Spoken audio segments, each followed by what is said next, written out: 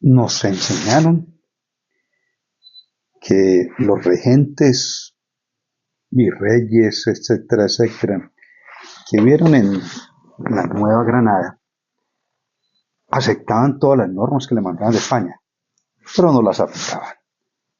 Pues parece que esa costumbre se nos quedó, sigue arraigada, porque hay una cantidad de convenciones o de temas que son objeto convencional, de tratados a los que pertenece nuestro país, la misma constitución política, que no pasan a ese de servir esta muerta.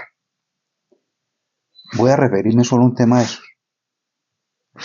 La presunción de inocencia, yo lo llamo principio de inocencia o estado de inocencia.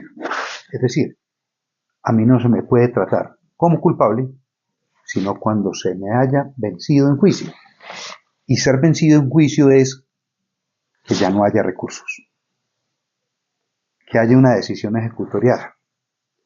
Pero resulta que la ley 600, en su artículo 188, estatuto procesal que está en aplicación para aforados y para algunos casos que no han prescrito bajo la vigencia de esa normatividad procesal, señalaba claramente que una persona condenada solamente podía ser condenada en primera instancia, privada de su libertad, si estaba afrontando el juicio en libertad, cuando estuviera ejecutoriada esa decisión.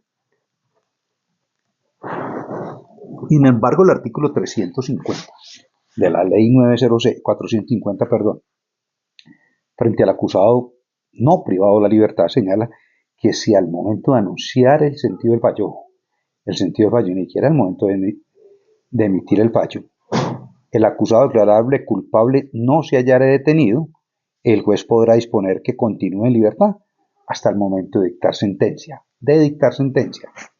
Y entonces cuando dicte sentencia, ¿qué? Lo priva de la libertad.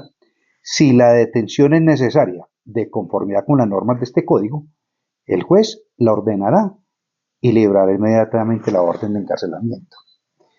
Y entonces la pregunta es, ¿cuáles son las normas de este código? Estamos hablando del Código Procesal, no del Código Penal. Sin embargo, la Corte de Suprema Justicia nos habla de los fines de la pena, que es del Código Penal, no del Código Procesal Penal. Este Código Procesal Penal solamente regula los fines de la medida de aseguramiento, no de la pena, sino la medida de aseguramiento. Vale decir que esta es una medida de aseguramiento especial, sui generis, que aparentemente, y así lo venían aplicando, no necesitaría, así lo venían aplicando los jueces, aparentemente para ellos, ninguna motivación. Craso error, porque es que es una medida de aseguramiento sui generis, porque no es pena. ¿Cómo vamos a hablar que es pena si aún no está en firme la sentencia condenatoria? Afortunadamente la Corte Suprema de Justicia ha venido morigerando esa posición, señalando que no es obligatorio privar de la libertad. Y si el juez considera que es necesario hacerlo, debe hacerlo en forma motivada. Ahora, ¿qué pasa con esto? No es sentencia, aún en firme. No es para descontar pena, aún, porque no está en firme. Pero no puede ser objeto de impugnación por aparte a la sentencia condenatoria. ¿Cuánto dura una impugnación en tribunal? Ahora sí es una impugnación especial o doble conformidad ante la Corte Suprema de Justicia, 2 o más años privado de la libertad, sin estar en firme la decisión. Y entonces no se puede apelar por aparte esa decisión de restringir la libertad sin que se trate de pena.